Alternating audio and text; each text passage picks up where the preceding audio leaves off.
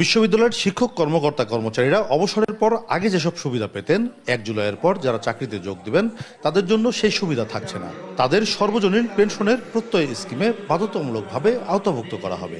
অর্থ মন্ত্রণালয়ের এমন প্রজ্ঞাপনের বিরুদ্ধে মাঠে নেমেছেন দেশের পাবলিক বিশ্ববিদ্যালয়ের শিক্ষকরা।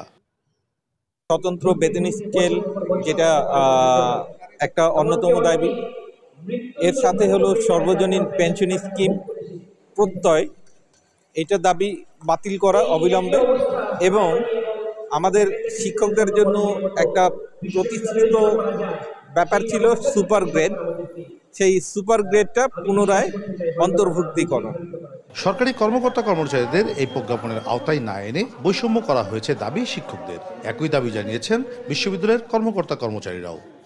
আমলা গোষ্ঠী বলতে যারা আমরা বুঝি বা কিছু ব্যবসায়ী গোষ্ঠী, তারা শিক্ষকদেরকে এক প্রকারের বাধ্য করেছে এই ধরনের কর্মকাণ্ড গ্রহণ করতে। বাংলাদেশ বিশ্ববিদ্যালয় শিক্ষক সমিতি ফেডারেশনের মাধ্যমে আমরা ইতিমধ্যেই যে আমাদের কর্মসূচিগুলো আছে সেই কর্মসূচিগুলো পালন করছি, যার আওতাধীন আজকের এই কর্মসূচি অর্ধ দিবস 25, 26, 27 এই 3 দিন হচ্ছে গিয়ে আবার অর্ধ দিবস কর্মসূচি আছে, এবং সেই কর্মসূচির পর 1 তারিখ থেকে আমরা সম্পূর্ণ কর্মবিরতিতে চলে যাব।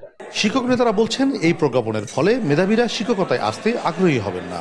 এ ধরনের সিদ্ধান্ত বিশ্ববিদ্যালয়ের শিক্ষকদের সরকারের মুখোমুখি দাঁড় করাবে। বৈষম্যমূলক শুধু না, এটা আমাদের জন্য অপমানজনক। কারণ হচ্ছে যে এটা বিশ্ববিদ্যালয়ের মধ্যে একটা ক্লাস তৈরি করে ফেলবে। কারণ 2024 সালের 1 জুলাই যখন আমি করব, একজন সে শিক্ষক বা কর্মকর্তা যখন নিয়োগপ্রাপ্ত হবেন, ও এই পেনশনের আওতা, পেনশনের যে বর্তমান যে চালু আছে সেটার আওতায় সে আসবে না। এই প্রজ্ঞাপন বাতিল না হলে আন্দোলনে যাওয়ার হুঁশিয়ারি শিক্ষক নেতাদের। এটি দূরভিসন্ধি কিনা তা খতিয়ে দেখার জন্য সরকারের প্রতি আহ্বান জানিয়েছেন তারা। এদেশের সকল পাবলিক বিশ্ববিদ্যালয় 1 জুলাই থেকে কোনো ক্লাস অনুষ্ঠিত হবে না। চেয়ারম্যানগণ সকল বিভাগ বন্ধ করে দিবেন, কোনো পরীক্ষা অনুষ্ঠিত হবে না।